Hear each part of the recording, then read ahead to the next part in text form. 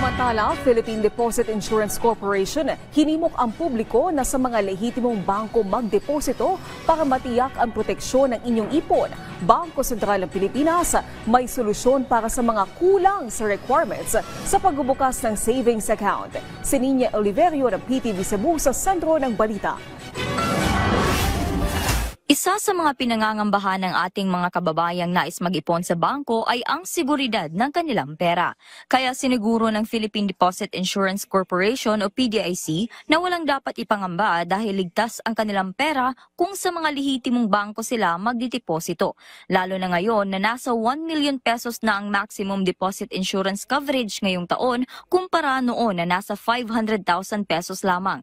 Ibig sabihin, 1 milyon ang matatanggap ng depositor sakaling magkaroon ng anomalya ang bangko at magsara ito na iti-take over ng PDIC bilang co-regulator. Now, anong ginagawa natin? We promote the advocacy of, right now, kakasimula lang namin yung I am a wise saver, ano pa sa BYM? Protect your money.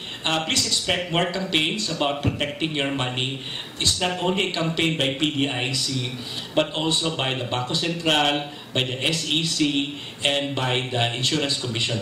Sa press briefing ng PDIC sa Cebu, ibinahagi ng mga kinatawan nito ang mga kahalagahan ng pagdeposito sa bangko, kaibahan ng e-wallet sa savings, at mga dapat malaman ng publiko sa mandato ng PDIC, ang co-regulator ng Bangko Sentral ng Pilipinas. Let me qualify na not online transactions are deposits. Diba? Let's understand na ang jurisdiction ng PDIC ay sa deposit operations. Let me also qualify na e-money is not a deposit. It's not. Kasi e-money ay e-wallet ay minemaintain ng isang tao for purchases. It's not really for saving. But I understand there are facilities of some e-wallets for saving that goes to the bank. That is covered by PDIC. Isang tinitingnang dahilan din ang hindi pagkakaroon ng sapat na requirements sa pagbubukas ng savings account. Kaya may payo ang PDIC ukol dito. The other item, a factor that we saw in the survey was there are requirements of the bank that they may not have. For instance, wala silang ID, government-issued ID, or even a maintaining balance.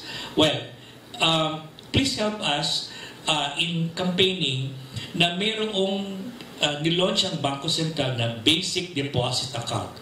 The Basic Deposit Account is a deposit product being offered by some banks, not all, na kahit na 100 pesos, pwede ka na mag-open ng account. Sa ngayon, nasa mahigit 236 billion pesos ang Deposit Insurance Fund ng PDIC upang mabigyan ng insurance ang depositor.